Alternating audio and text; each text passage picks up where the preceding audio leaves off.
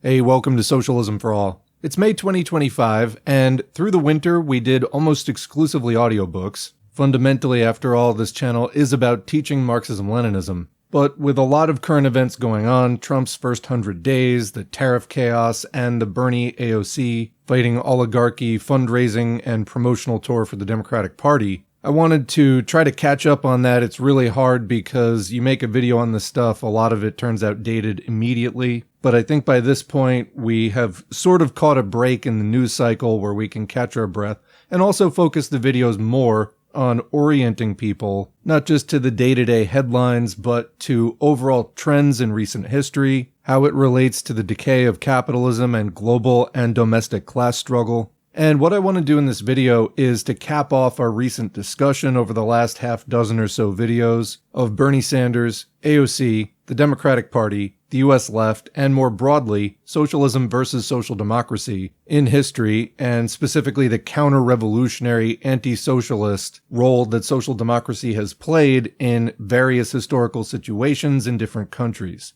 In this video series so far, we have done a variety of different things. We did reactions to Secular Talk and the Vanguard, which are pro-Bernie Sanders YouTube channels. We've read excerpts regarding the counter-revolutionary role of social democracy from socialist historians and theoreticians. We have responded to comments that social democratic commenters, pro-Bernie commenters have posted. And I've done my own video essay work trying to put this into recent historical context in order to help people to understand the moment we're in, what the recent past is, and what the future might bring. And while I do plan on reading some other comments and some other articles in this video, that piece of context is actually one of the main takeaways that I would like for you, the viewer, to have. Specifically, one thing that I felt I had underemphasized, or that it became clear to me in responding to a lot of the comments, could help to explain my perspective a lot more clearly if it were really front and center. And I say this particularly in the conversations with the social democrats who may be listening to this. This is a communist channel, mostly listened to by people who are communists or are communist adjacent, communist curious, trying to learn communism in order to apply it to their local conditions, to the class struggle where they live. In other words, to improve their political thinking, their political strategy, and so on. In other words, that audience is here because they want to be. They want to see things from a Marxist-Leninist perspective, to learn to do that analysis themselves. And they're not just here because from their perspective, some jerk they don't know is criticizing their favorite social democratic politician. And let me tell you, reading these comments gets really tedious for me because a lot of people making these comments and having that kind of political position may mean well, and I can see that a lot of the time, but they oftentimes make the same tired points, which are really not backed up by anything in history. It's just like, it'll be different this time and vibes, which is not true, and that's why we've grounded this channel in studying the works of the last 175 years of the international communist movement. Learning from history so as to not keep repeating it unnecessarily while capitalism continues to decay and to claim more and more victims. Okay, so that's why you should study, and that's why this channel exists, to help you study. That's my pitch, but what is this context I was talking about that is missing from the earlier videos, which may be a magic key to more SOCDEMs understanding where we're coming from? In a word, it's Occupy. On the screen, I've put a very brief timeline of about the last 25 years as it relates to the development of 21st century US imperialism, or advanced monopoly capitalism, and the development of the US left. And to be clear, the left begins at anti-capitalism. If you're just for reforming capitalism, you are a liberal, not a leftist. And that is sort of a broad umbrella, roughly comprised of communists, anarchists, and quote-unquote democratic socialists, by which we mostly mean reformists who do want to eventually end up at socialism. Now again, this is a communist channel, and we have many, many videos and some playlists against anarchism and reformism, and there's a whole long history about that. This isn't something we made up. It really goes back to the 19th century. And before you make any more claims as to, what your political affiliation is, I would highly encourage you to read more about that from a communist perspective, because to me, it is utterly convincing and helped to answer a lot of the questions I had about how do anarchists take power? Hint, they don't. Or how do reformists get elected in sufficient numbers to the capitalist government where they are able to, in a lasting way, dismantle capitalism and build socialism? Hint, they don't. So, whatever the problems of the communist movement, and there are some, and we absolutely need to criticize it and learn those lessons, to me the evidence is clear that that has gotten movements a lot further than anything else has. But again, whether you are yet a communist or not, congratulations if you are part of the left on at least seeing that capitalism is the problem. Alright, so this timeline, and why does Occupy need more attention here? Well, the 21st century got off to a really violent start. The 9/11 attacks in 2001 were framed by the US government and all of their complicit partner imperialist governments, not just as historically significant events, but events which should in fact serve as the basis for defining the early part of the century. It was a whole paradigm, the global war on terror, through which lens every event should be interpreted, and in fact that the state should be redesigned around the purpose of quote-unquote fighting terrorism. And so this became the blanket excuse for launching multiple wars overseas while creating a domestic police and surveillance state which incorporated high-speed internet, which was then a new invention, then later social media and smartphones. And the changes were really sweeping. Recall, for example, that the Department of Homeland Security did not exist until this time. And people don't talk about the Patriot Act so much these days, but it was landmark legislation, which was really unprecedented and which no one was particularly expecting at that time. Might I add that the Democratic Party was on board with this whole agenda, rubber-stamped it, largely uncritical approval, and what little dissent there was quickly silenced. At this time, the entire tone of U.S. discourse changed. Now, in my opinion, the late 90s kind of sucked culturally, but this was somehow much, much worse. Not even comparable, really. But it did give rise to an anti-war movement. And that is where I personally got involved with the U.S. left, both through the Green Party and through other organizations. I attended anti-war demonstrations and also went to meetings to help to plan them. Information traveled a lot more slowly in those days. YouTube didn't even exist until 2006. So, we flyered, we did live events, we did whatever we could to get public attention and support. And it had the impact that it had, but one thing that was very clear through this whole time is the Democratic Party wanted nothing to do with the anti-war movement. If you've watched the recent earlier videos, one point you may recall is fascism is not inevitable. You can, in fact, get a society off the road to fascism at any time, with sometimes being easier than other times, through workers' revolution, by ending capitalism. However, capitalist democracy eventually leads to fascism. As the system comes under threat from increasing internal and external contradictions, it becomes fascist. And that isn't an on-off switch. There may be times where it dramatically increases all at once, but fascisation overall is a process. So a capitalist state may at one time be more democratic or more terroristic, meaning more fascist. But basically, yeah, when the elections serve them, putting out that veneer of democracy, then they use the elections. But when they feel too threatened to do that, they just take away the elections. So anyway, the point here about fascism is not inevitable. It is inevitable if you stay in capitalism, but it's not inevitable that we stay in capitalism. What I saw in the 2000s was that no matter what the Bush-Cheney government did, and it was just as horrifying as what Trump is doing now. To be clear, it was at a different stage of the breakdown, but it was pointed exactly at this spot, and relative to the time, it was just as horrifying. So seeing these really avoidable things unfolding, and the Democrats clearly not interested in stopping them, both from 2001 to 2006, and then also after the Democrats took the House in 2006, and Conyers and Pelosi said that impeachment of Bush was off the table, and really the resistance to that was very, very limited. Like I said, it seemed to be much more of an approval process overall. And I was personally aghast. So as the 2000s went on, I was looking for something more radical. Wound up listening to the libertarians for a while. That was a huge mistake. But I realized that the liberals weren't going to do a thing, even faced with these, really objectionable and avoidable politics unfolding. And like I said, I had been involved with the Green Party, although that was really limited. It was small. The politics were a bit confused. I felt that that was the closest thing to where my heart was and how I saw the world. But I really wanted something more cutting. I knew there had to be something out there that was more radical, that just went for the jugular of the system. And then an interesting thing happened in 2008 that was called the global financial crisis. And although there had been major upheavals in the 1970s and early 80s, this was a major crash type event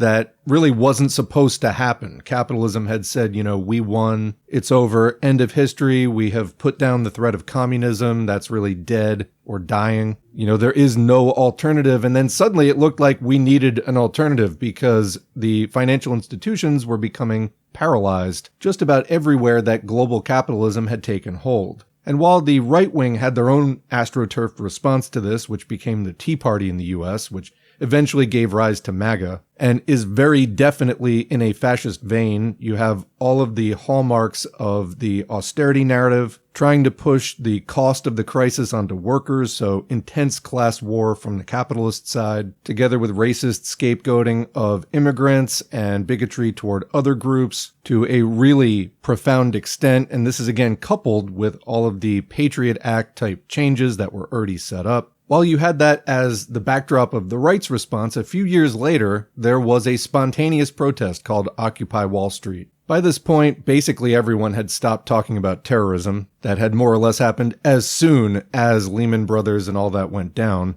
But yeah, people started losing their houses and having other huge consequences from the fallout from the 2008-2009 global financial crisis. And what started out as a spontaneous protest in New York City spread to a nationwide movement. Lasted, year and a half, but the major point of this was that it put the left back on the map. We were suddenly talking about capitalism again, openly. I cannot stress to you enough, particularly if you're too young to remember the before time, how much this was a new development. People simply were not questioning capitalism as a system, as a common everyday thing. So right now we're less than 14 years out from Occupy. We really have not been on this terrain for a very long period of time.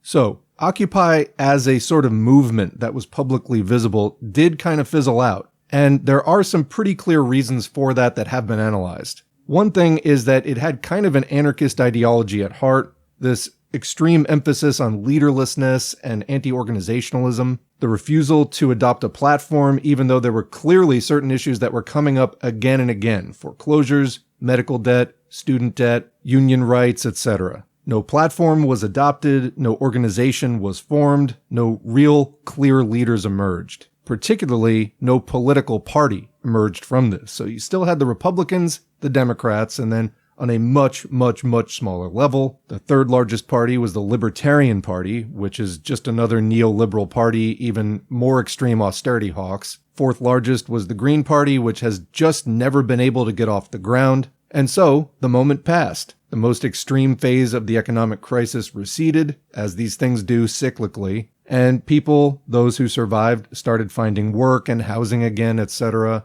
People survived, and the protests died down, life kind of returned to normal, except we found that in this post-crisis phase, inequality had dramatically increased. Because that's what capitalism does. Okay, so a few years go by, and then the 2015 primaries come up. Obama can't run again, and it looks clear that Hillary Clinton is going to be the Democratic Party nominee, except Bernie Sanders decided to run against her. And I supported this because I had seen Occupy come and go and make a lot of really good points that were what I was looking for. I had kind of an ANCOM phase at this point, influenced by the Occupy scene. I became involved with a worker cooperative. I've discussed that before in other live streams and things, and basically I was hoping for a lot out of that. I thought, yay, let's build some parallel economy infrastructure. Just really didn't go like that at all. It ended up being basically like any other business, and I became very disappointed from that. But anyway, 2015, 2016, Bernie comes up. And although I considered myself to the left of Bernie at that point, as I've said in some of the previous videos, it wasn't clear, to me at least at this point, whether Bernie was more of a SocDem or more of a Dem-Soc. At the end of the day, was he for capitalism or was he for socialism? I didn't know, and a lot of other people didn't know either, and we just kind of saw it as a positive development for the US left. I thought, hey, Bernie can pick up the Occupy thing, kind of like take where that left off and articulate a platform and actually organize it more and maybe really take it to the next level. That was how it seemed to me, again, being that this was just a few years after Occupy, and that was still pretty fresh on people's minds. The other factor is, although Bernie was running in the Democratic Party primary, he was not a Democrat. In other words, I never would have expected a Democrat to authentically carry on what Occupy started, but I thought that Bernie Sanders might do that. I really liked that somebody not from the Democratic Party was running in the Democratic Party and holding up a mirror to a lot, not all, but a lot of the hideous features of that party and the things that they do. I liked the ads that they were running on TV and involving people who really weren't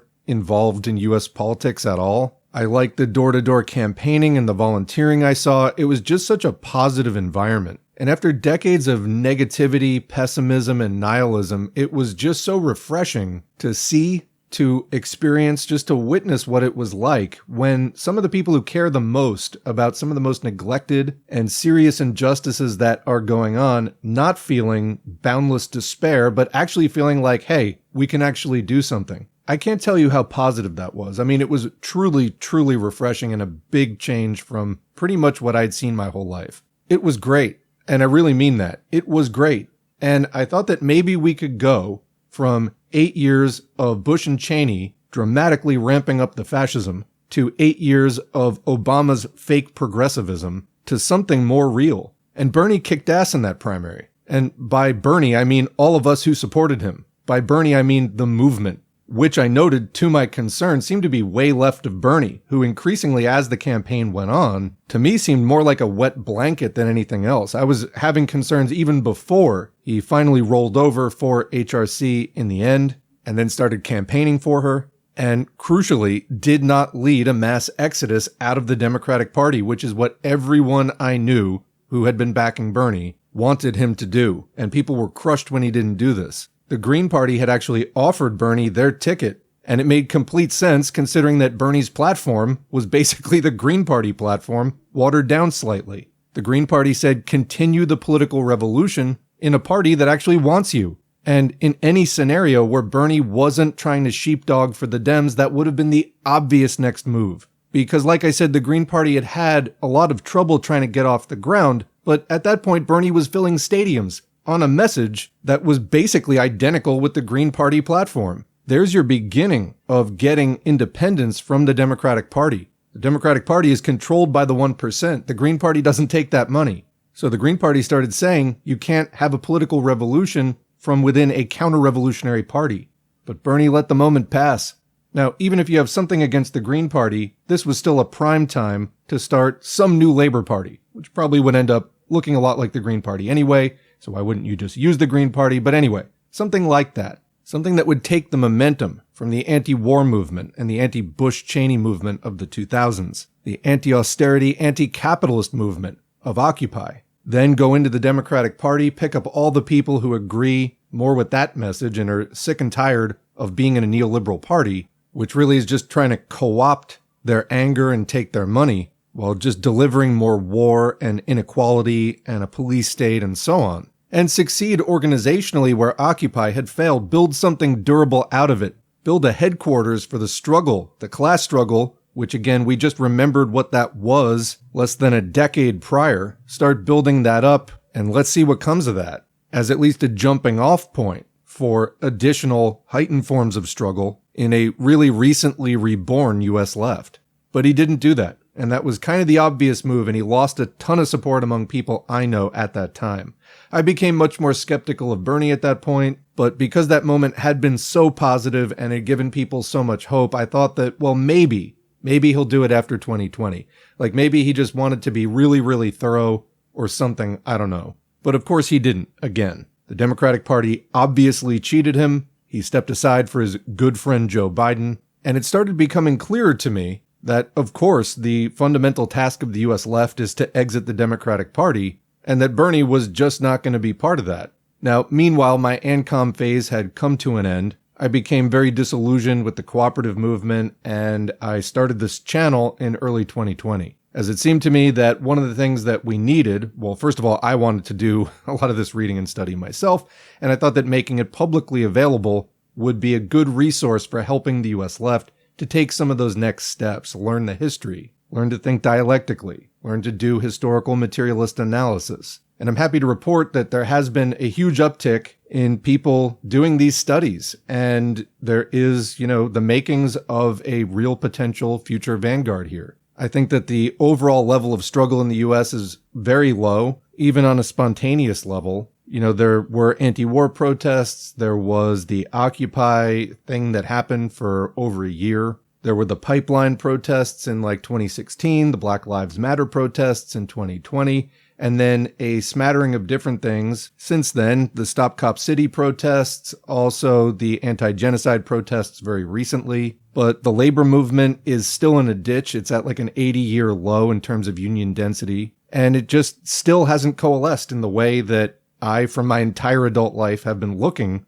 for it to do. And now in 2025, Bernie Sanders is back with the Fighting Oligarchy tour, where he's going out with a prominent Democrat, AOC, and doing a lot of fundraising. And now people tell me, oh, he's getting thousands of people across the country to run for office. Guess what? He's getting them to run as Democrats. Or he is getting them to run as independents, but basically just to deceive people. They will, in other words, still be Democrats at heart, but they will run as independents in places where the Democratic Party brand is too tarnished. So this is what they're developing. The Bernie Sanders brand of being a Democrat while calling yourself an independent, and the AOC brand of being a Democrat while co-opting some radical language to try to make people think that you're further to the left than you actually are. And we're going to cover some articles on all that in just a minute. But first, to conclude this section, what I realized and why Occupy was key and why I needed to do this video to re-emphasize and re-articulate this is, and I think that this is just profoundly key and really helped me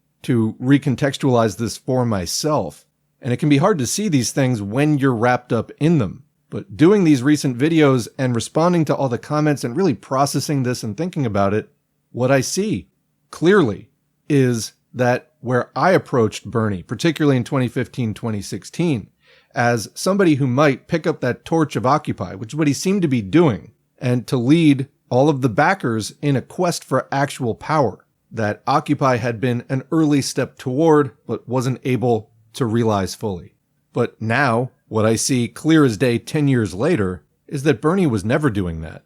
He wasn't leading that movement toward independent organization, toward class independence. He was co-opting it, leading it right on behalf of the Democratic Party, where it would be neutralized, where all the demands would be toned down, where all the discourse would be skewed to the right, where the vision of what is possible becomes cut in half at best. That he did this on behalf of a genocidal imperialist party that needs to try to co-opt anything outside of it. He is not the leader of that movement. He is its enemy. He is its betrayer. And we're going to read some comments toward the end of this video, which are still defending Bernie Sanders, I think, some of them out of real naivete, saying things like, well, political movements have to start somewhere. No. This movement started before Bernie did even his first run in the Democratic primaries in 2015, 10 years ago. It isn't just getting started now. He's not pulling people to the left. He's taking that pre-existing movement and trying to pull it right. The final straw for me was 2020. I thought, well, he's going to run again. Maybe he's just trying to pick up more people, although I know he already had lost a lot of people after 2016. And why did he lose them? How did he lose them? They jumped ship because they saw where Bernie was taking the movement right back into the Democratic Party, which they knew damn well was a complete dead end. So they're not showing up to your rallies because they saw through Bernie 9 years ago. I titled one of these recent videos, Whose Movement Is It? It's our movement. And it started before Bernie did his first run 10 years ago. Don't delude yourself into thinking that he's pulling people left. He has already alienated and shut out so many people to the actual left who could have been working on stuff for this last decade. But you say, what stopped Occupy? Well, there's your lesson of Occupy. If you don't form a party, you will get co-opted by the fucking Democrats, and they will use whatever tool they have to use to try to co-opt you, including a quote-unquote independent Vermont senator.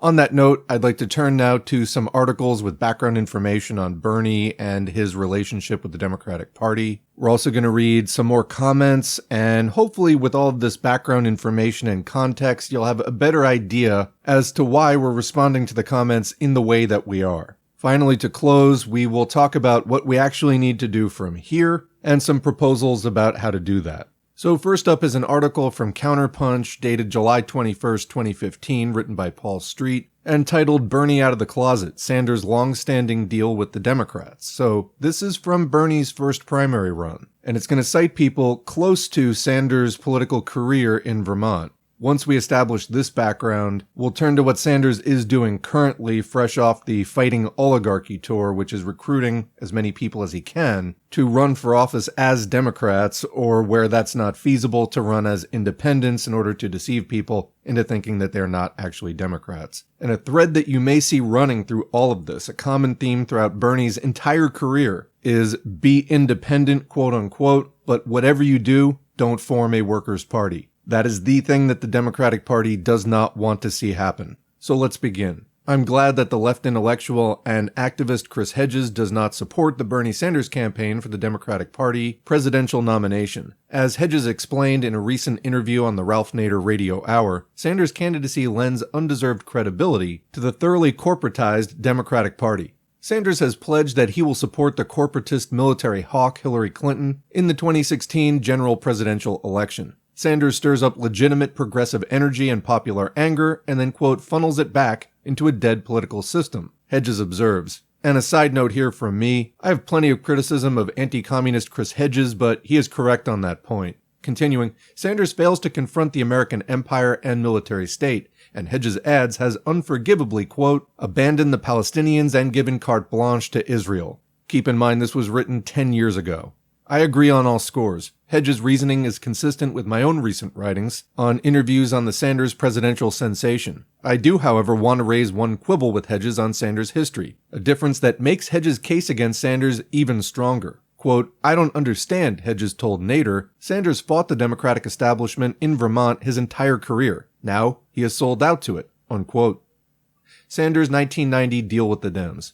Sanders did not, quote, fight the Democratic establishment in Vermont his entire career. As the left University of Vermont philosopher Will Miller noted in a 1999 essay recounting left peace activists' occupation of then U.S. Congressman Bernie Sanders' Burlington, Vermont office to protest Sanders' support of the NATO bombing of Yugoslavia and the ongoing U.S. war on Iraq, Sanders sold out to the corporate and war Democrats as early as 1990. Between 1981 and 1988, it's true, Sanders, quote, presented himself to the left outside of Vermont as the leader of the third-party movement, vanquishing the two major parties in every mayoral election, unquote. But in 1988, Sanders got a lesson on the perils of third-party politics when he ran for federal office. In the election for Vermont's seat in the House of Representatives, the independent Sanders and Democrat Paul Poirer divided the majority vote, and the contest went to a Republican. Sanders responded by drifting right and cutting a deal with the Vermont Democrats. The party would permit no serious candidate to run against him, while he, in return, blocked serious third-party formation in Vermont and adopted positions in line with the national corporate war Democrats. Miller's up-close account merits lengthy quotation, quote, Bernie, out of office for the first time in 8 years, went to the Kennedy School at Harvard for 6 months, and came back with a new relationship with the state's Democrats. The Vermont Democratic Party leadership has allowed no authorized candidate to run against Bernie in 1990 or since, and in return, Bernie has repeatedly blocked third-party building. And commenting, I just want to note that former Arizona Green and current Democrat Kyrsten Sinema also went to the Kennedy School at Harvard for some kind of leadership training, and I don't know if this is some kind of Democratic Party orientation, but it seems like it. Continuing, his closet party, the Democrats, are very worried about a left third party forming in Vermont. And commenting, actually at this time in 1999, a left third party did form in Vermont, the Vermont Progressive Party. Bernie remained an independent. Continuing, in the last 2 elections, Sanders has prevented progressives in his machine from running against Howard Dean, our conservative Democratic governor who was ahead of Gingrich in the attack on welfare. The unauthorized Democratic candidate in 1990, Dolores Sandoval, an African-American faculty member at the University of Vermont, was amazed that the official party treated her as a non-person, and Bernie kept outflanking her to her right. She opposed the Gulf War buildup, Bernie supported it. She supported decriminalization of drug use, and Bernie defended the war on drugs, and so on. After being safely elected in November of 1990, Bernie continued to support the buildup while seeking membership in the Democratic Congressional Caucus, with the enthusiastic support of the Vermont Democratic Party leadership. But the National Democratic Party blew him off, so he finally voted against the war and returned home. And as the war began, belatedly claimed to be the leader of the anti-war movement in Vermont. Since 1991, the Democrats have given Bernie membership in their congressional caucus. Reciprocally, Bernie has become an ardent imperialist. Sanders endorsed Bill Clinton in 1992 and 1996. In 1992, he described Clinton as the lesser of evils, a justification he used to denounce when he was what the local press called an avowed socialist. By 1996, he gave Clinton an unqualified endorsement. He has been a consistent friend of Bill's since 1992. One student I know worked on the Clinton campaign in 1996, and all across Vermont, Bernie was on the stage with the rest of the Vermont Democratic Party leadership, while the unauthorized Democratic candidate for his congressional seat was kept out in the audience. That's the end of that lengthy quote. During the 1990s, the not-so-independent Congressman Sanders voted for and/or otherwise supported economic sanctions that killed more than 1 million Iraqi civilians, every U.S. bombing of Iraq from 1992 on, the sending of U.S. military units to Kuwait and Saudi Arabia to threaten Iraq because, quote, we cannot tolerate aggression, the objectively racist and mass incarcerationist federal crime bill, and every U.S. intervention since elected to Congress: Iraq, Somalia, Haiti, Bosnia, Liberia, Zaire, Congo, Albania, Sudan, Afghanistan, and Yugoslavia. Many of Sanders' liberal fans might be surprised to learn that he voted for a National Rifle Association, or NRA-supported bill to restrict lawsuits against gun manufacturers and against the Brady Bill. The, quote, leftist Congressman Sanders liked to send out mailings to veterans that supported the U.S. having the, quote, strongest military in the world, and praised soldiers as sacrificing, quote, for the freedom of Americans. Sanders repeatedly failed to invite anti-war veterans groups to his many veteran events in the state. By Miller's account, the, quote, independent and, quote, leftist Congressman Sanders' political trajectory stood well to the right of Black House Democrats like Maxine Waters and Ron Dellums, who, quote, moved continuously to their left during their congressional careers, unquote. Sanders, by contrast, quote, got where he is now by a lurch to the right. He promises working people, the aged, the poor, and the, quote, vanishing middle class, that he will defend them, while he repeatedly blocks the building of the anti-capitalist political movement and party that might actually make such promises legitimate, unquote. When a Vermont leftist questioned Representative Sanders in public about his failure to help build a left progressive alternative to the capitalist party duopoly, Sanders said he was now too busy with his congressional work to worry about such things. And commenting, to you the listener, do you think that's valid? Why or why not? Continuing, the citizenry moaned audibly. Miller's essay appeared after he and 14 other peace activists were arrested for trespassing in Sanders' Burlington office. Seeking to control the public relations damage, Sanders hijacked a regularly scheduled town meeting in Burlington to advance his position on behalf of Bill Clinton's criminal war on Serbia. By Miller's observation, quote, a general town meeting had already been scheduled for the following Monday, so he turned it into a town meeting on Kosovo. Apparently, Bernie Sanders had forgotten what a town meeting is. Sanders, as the self-appointed moderator/boss, opened the evening with naked self-justification. Quote, it is a very complex situation, followed by the ritual of demonization of Milosevic, a technique he has perfected over the last 8 years on Saddam Hussein of Iraq. Then he presented the false dilemma that the only alternative to bombing is doing nothing. Sanders said his situation was the same as that of Joschka Fischers of the Green Party, Germany's foreign minister, who has outraged his Green Party membership by supporting the bombing his coalition government is carrying out as part of NATO. Back in Vermont, the assembled citizenry moaned audibly, unquote. After the 9/11 attacks, Bomber Bernie, as Burlington peace activists dubbed Sanders, voted for the initial 2001 authorization for use of military force against terrorists that has been cited as the legal justification for U.S. military interventions and endless U.S. global war on terror, including the invasion of Iraq, which Sanders opposed along with most Democrats in Congress in 2002 and 2003. He voted for a non-binding resolution expressing support for troops at the outset of the invasion of Iraq. In March 2006, he opposed efforts to bring articles of impeachment against the open arch war criminal George W. Bush since, quote, the Republicans control the House and the Senate, unquote. And commenting, this lined up nicely with when the Democrats did take back that control later that year, and Sanders got elected to the Senate, and Conyers and Pelosi said, as mentioned earlier, impeachment is off the table. So, okay, before, maybe it wouldn't have passed, but it would have been a good gesture. Now, when they actually could follow through on it, they still won't do it. Almost like they weren't really opposing Bush and Cheney. Continuing. Senator Sanders as a de facto Dem. When Sanders decided to make a bid for an open U.S. Senate seat in 2005, his long-standing service to the corporate Democrats won him the critical endorsement of Senator Chuck Schumer, chairman of the Democratic Senatorial Campaign Committee. Schumer's backing meant that no Democrat running against Sanders could receive financial help from the party. Sanders was also supported by Senate Minority Leader Harry Reid. and Democratic National Committee Chair and former Vermont Governor Howard Dean, who described Sanders as, quote, an ally who votes with the Democrats 98% of the time, unquote. Then U.S. Senator Barack Obama campaigned for Sanders in Vermont. As when he was in the U.S. House, senatorial candidate Sanders made a curious deal with the Vermont Democratic Party. He agreed to be listed on their primary ballot, but to decline the nomination should he win, which he did. The, quote, independent Sanders has enjoyed a special agreement with the Democratic leadership in the U.S. Senate. He votes with the Democrats on all procedural matters in exchange for the committee seats and seniority that would be available to him as a Democrat. He can break this rule in some exceptional cases if Democratic Senate Whip Dick Durbin agrees, but the request is rarely made. Sanders is free to vote as he wishes on policy matters, but he has almost always voted with the Democrats. Consistent with this party loyalty, Sanders refuses to seriously or substantively criticize his, quote, good friend, this sounds familiar, and Democratic presidential primary, quote, rival, Mrs. Clinton, a militantly corporatist and militarist right-wing Democrat. Sanders has backed Obama's numerous murderous military actions and provocations around the world, from Libya, Syria, Somalia, Afghanistan, Yemen, and Iraq to China, Ukraine, and Russia.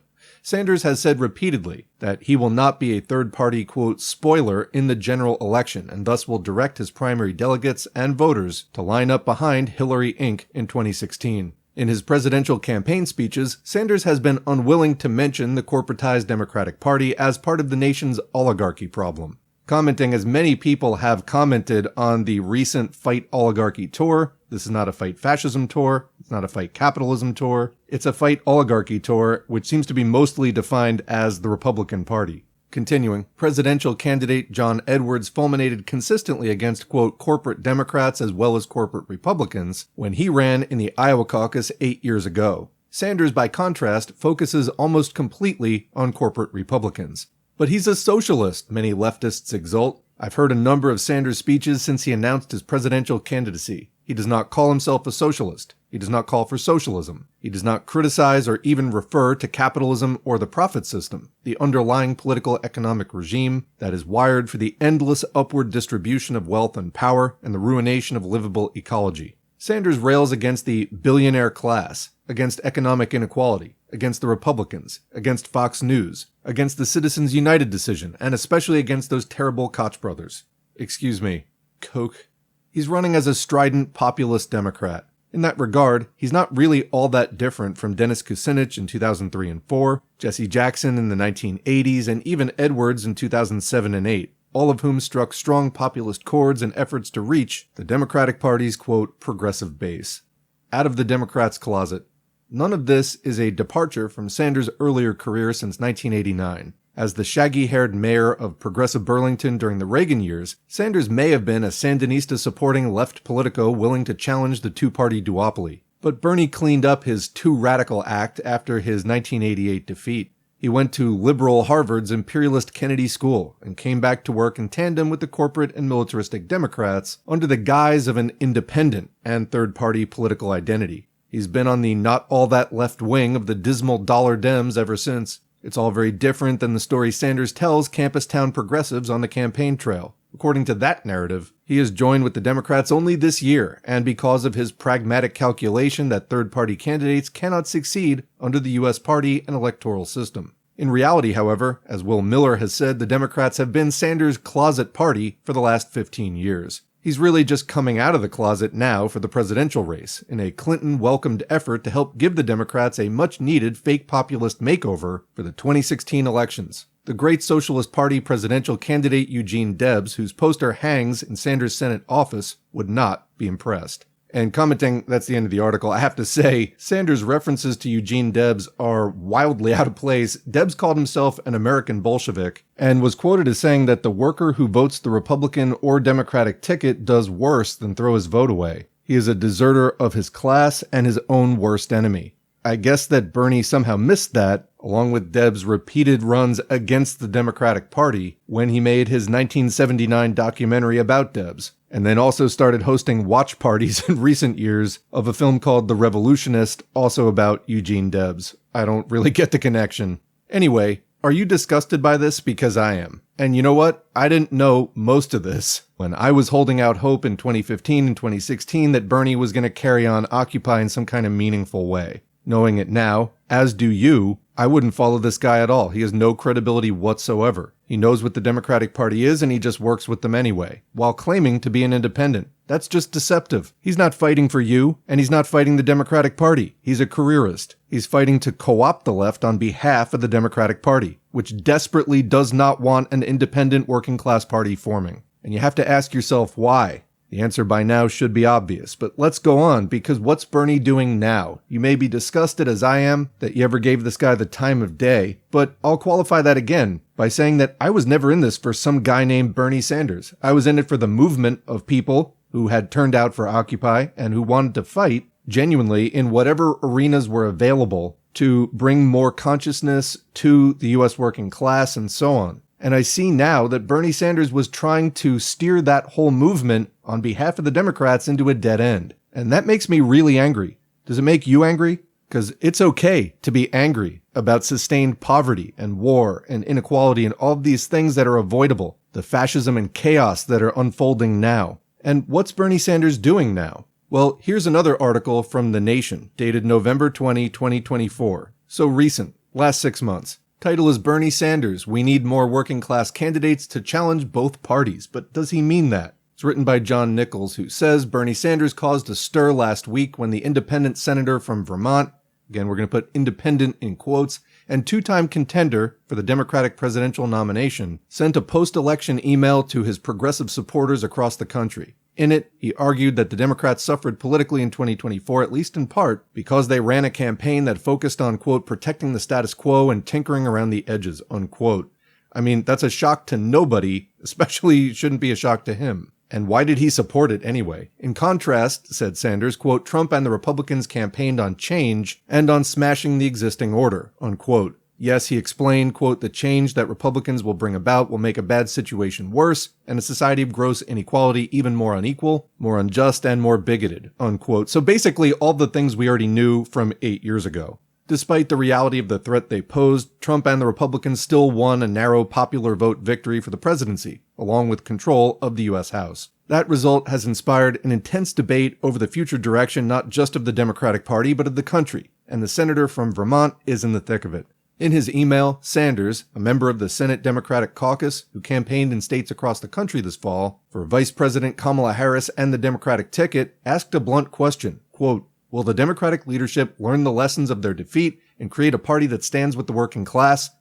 Of fucking course they're not going to do that. Again, we knew all this 8 years ago when half the Democratic Party voted for fucking Sanders. Like, we knew all this 8 years ago. This doesn't advance anything. We just lost a whole fucking decade.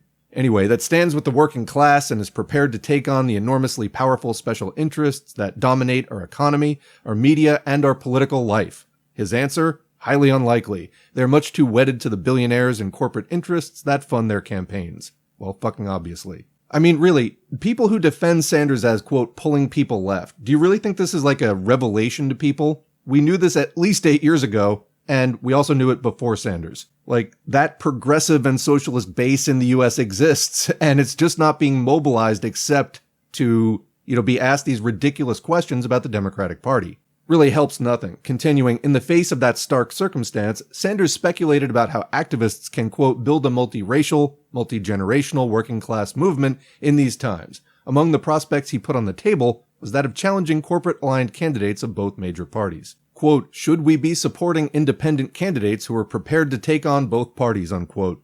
So let me remind you at this point, Sanders campaigned in 2015 on totally transforming the Democratic Party. Well, here we are a decade later, and this is what he's saying. And I ask you, the listener again, are we further along for the efforts of this man beyond 2016? Or was that the moment when it was time to change course? He is simply stalling. So anyway, continuing with the article, I'm not going to read every word here, but it talks about former union leader Dan Osborne, who ran this fall as a working class independent in the deep red state of Nebraska and shocked pundits by winning 47% of the vote and outperforming Kamala Harris in Nebraska by 14 percentage points. So here the article goes into a lightly edited interview. Nichols asks, you're not talking about creating a third party or creating a new political grouping, are you? Sanders, not right now, no. Well, so that's always been what he's there to do, is to steer people toward the Democratic Party or to remain independents, anything but building a party. Sanders goes on to say, quote, "There was a time in history, under FDR, even under Harry Truman, all the way up to Kennedy, where the Democratic Party was the party of the working class. Sorry, you're not a socialist, and I don't want to hear anything else you have to say." And if you are, like most Americans listening to this, not a communist and not familiar with the history of the international communist movement, that is so far to the right of what is actually possible. You think the Democratic Party is the party of the working class? That was always an imperialist party, always. There was a time when the labor movement was much stronger in this country, and the progressive reformist movement and other left movements, and they were able to exert some pressure on the Democratic Party. Remember that, for example, in the 1920s, there was something called the Coal Wars, actual shooting wars over labor issues. And then FDR in the 30s starts granting some concessions. Do you think that had anything to do with it? Also, what's the international context? Like, yes, you had the domestic labor movement, but you also had the international communist movement, which was taking over whole countries. Of course, some of the imperialist parties had to appear to be friends of the working class, and Bernie's here to sell you that lie. So what's he doing now? This is just from a day ago. Politico, Bernie Sanders partners with Run for Something to train candidates. And according to this article, more than 5,000 people have signed up with Sanders' operation to explore, not definitely to run, but to explore campaigns. And what is Run for Something anyway? Well, according to its wiki, it's a progressive American political organization dedicated to recruiting and supporting young candidates running for down-ballot office. Neat. Where'd it come from? It was founded by Amanda Littman, the email director of Hillary Clinton's 2016 presidential run. And in May 2017, political action organization Onward Together, which was founded by Hillary Clinton, selected Run for Something as one of its 3 primary partner organizations. So really, outside, independent, anti-corporate stuff right there. Super socialist. And in addition to all that, 8 years ago when it started up, in response to Trump, they say that 1,000 people signed up for the trainings. So keep that in mind. When Bernie Sanders says, oh, we've got 5,000 people signing up, you're expecting this army of, progressives and socialists to go flooding out onto the landscape. But those 1,000 who signed up, I don't know how much that changed things 8 years ago. Now, 5,000 is a larger number than 1,000, but still. Also probably very relevant is this Politico article, "Is the Democratic brand toxic? A growing number of Dems wonder if going, quote," and they put it in quotes themselves, "independent will help them win." And I mentioned this in one of the recent videos on this topic, that there are a number of, quote, independents out there who are basically indistinguishable from some cross between a Democrat and a Republican, although they don't toe the specific party line of one of those parties. But they're in for a mix of those types of policies. So overall, the angrier we get, the more that support for the system falls, the more they're going to do to imitate us, to fool us, to co-opt us. This is why we have to study, because this is not the first time these things have happened. Capitalism, in terms of the class interests at play, is not a very complicated system. And we can look to writings from World War I 110 years ago and see a lot of the same or very similar dynamics playing out. Politics in capitalism is just kind of confined to a certain set of interests because the capitalist class wants certain things and the proletariat, or basically propertyless wage working class, wants other things which are directly in opposition to what the capitalist class wants. It's not that complicated. And so we advocate studying Marxism-Leninism because it will just, you go right to the head of the line. It saves you so much time and clears up so much confusion and mystery and mystification. And it's really a disservice that more people aren't studying it, although more and more people are studying it. This channel's been growing a lot, and it's not the only one. And we're not going to be fooled by somebody like a Bernie Sanders, who is running standard patterns of deception, which have been tried throughout the history of capitalism. And just a quick pitch, if you want to start studying, go to the Home tab at the Socialism for All YouTube channel, and then scroll down to the recommended reading lists, and you can start with the basic Marxism-Leninism study guide, and it will bring you up to speed on understanding the age that we're living in and how to advance the interests of the working class. It really is advanced working class politics. All right, so let's go ahead and start to apply some of this perspective to some comments that have come in since the last video. And I'm not going to do a ton of them as I did in one of the previous videos, but let's do a few. So first one, I see a possibility where Bernie, AOC, and the like are evicted from the Dems, manage to start a new party like Social Democrats of USA, and they might be able to bring aboard enough left-leaning Democrats to actually make some real noise. I don't see them taking over the party in any version of reality. So I agree with that last point. I also don't see them taking over the party in any version of reality. The basic reason for this is the Democratic Party lacks internal democracy. When the rich people who control the party don't like something, they crush it. You know why they can do that? It's their party. They own it. It's a private institution. It's not public. You don't have any right to it. It's not yours. It's theirs. And they do that. I mean, they said that after the 2016 primary, which should have been the end of the road for anybody running in that party trying to change it. I mean, they don't even have to really do primaries if they don't want to. They can just pull that back and have the party leadership, the rich people who control it, just pick somebody. So you're not really going to get anywhere in that party if you're really threatening the rich people who own it. It is, in that sense, kind of like a private club. If you get too raucous, they kick you out. Now, that said, this comment started out saying, I see a possibility where Bernie, AOC, etc. are evicted or kicked out from the Dems. I don't really see that, and I don't know why this commenter thinks that, but applying the knowledge that we gained from that article about Bernie's relationship with the Vermont and National Democratic Party, I mean, he is working for them. Why would they kick him out? I mean, he is performing a vital function, helping to neutralize efforts to start a workers' party. They really need somebody to do that, and he's doing it well. And he's doing it consciously. Like, he knows what he is doing. And that's why I said he's a careerist. He is trading the ability of the left to form a party to actually fight effectively for the things that we need, and an end to capitalism and a future for humanity and for many other species on this planet who will be killed by capitalism, for his career. That's what he's doing. And before you rush to defend him, remember, you may be politically naive. You may have just started paying attention to politics 5 or something like that years ago. He did not. He has been inside the game for decades and decades. He knows how it works. He knows what the U.S. military is doing. He knows the atrocities, and he's throwing in with it. That's who he is. The sooner you get that through your head, the better. So I do not see them being thrown out of the party. If they did, it's probably a stunt. And do not think for a second they wouldn't stoop to something like that, because they absolutely will do anything to preserve their grip on power. I may not be a very cynical person, but when you're trying to understand the Democratic Party and the way that they think and the way they go about things, you got to put on a very different kind of thinking cap, because there's really no limit, no end to the cynicism for them. I mean, they are backed by the people who are doing some of the worst things in the world right now. Lying to you is like nothing to them. Anyway, they managed to start a new party. Again, there is no indication that they are doing that. In fact, even doing the independent thing is admittedly more of a deception kind of thing, just where the Democratic brand is kind of ruined. So they're strategically experimenting with removing it. I think Fetterman's probably a good example of that, where he runs as this progressive and then turns out to be a despicable warmonger. And, lather, rinse, repeat, as long as it works, that's probably what they're going to keep doing. And so if they have to pretend to be independents, they're going to do that while still giving you basically the same content. Maybe not during the campaign. And I realize as I'm saying this that I'm trying to explain to people that politicians lie during campaigns.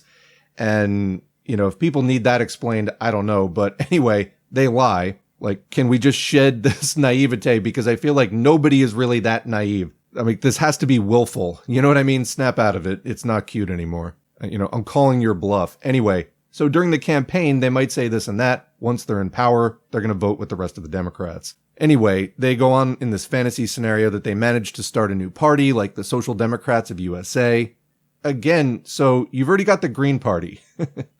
And the fact that that is not even a part of the discussion should tell you everything you need to know. Like, go ahead and look up the Green Party platform. Then tell me how the Social Democratic Party of the USA would be any different. It's there. It's being ignored, and it's being ignored on purpose. Please connect some of these dots.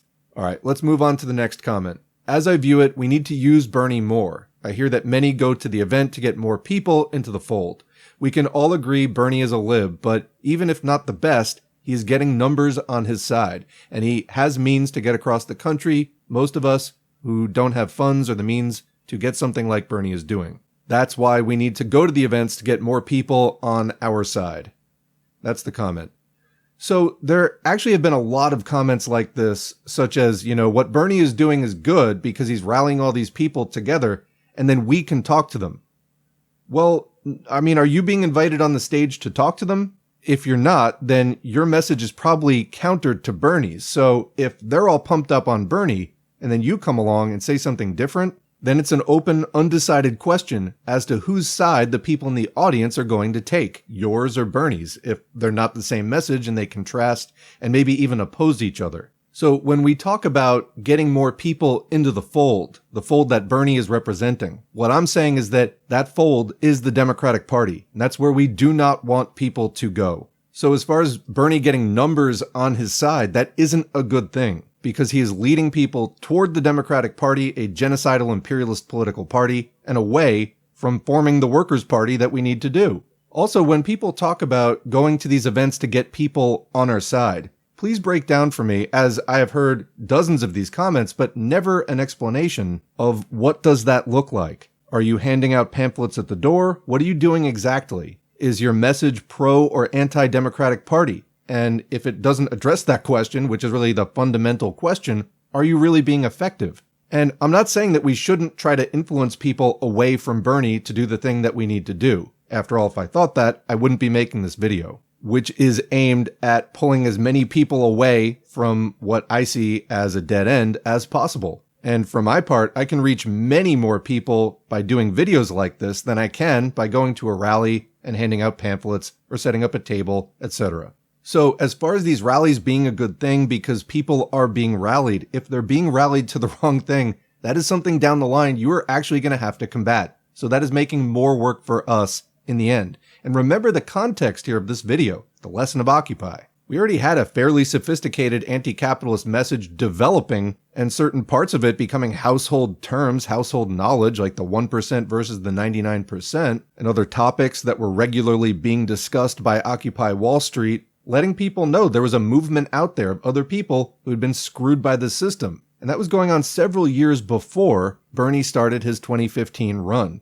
So at this point, since 2016, which I would call the pinnacle of that Bernie moment, has Bernie been leading people left or has he been moving them right? Because what I saw was a whole lot of really frustrated people well to Bernie's left. So again, I contest the notion that these rallies are a good thing in the first place and not just really stirring up people against our position, which is get out of the Democratic Party and organize against it. And if you're in an organization like DSA, when questions come up about endorsing the Democratic Party in one way or another, give speeches and make votes against it. They're encouraging the exact opposite, he and AOC are. So I don't really see any benefit to that. We already had back in the Occupy Wall Street days, a third of the country supporting Occupy Wall Street. And that was when you had the mainstream media trying to demonize it, and they were sending homeless people into the encampments. And first of all, that this country is creating so many homeless people is sick in itself, and that needs to be stopped. And then to use homeless people as weapons against political protesters,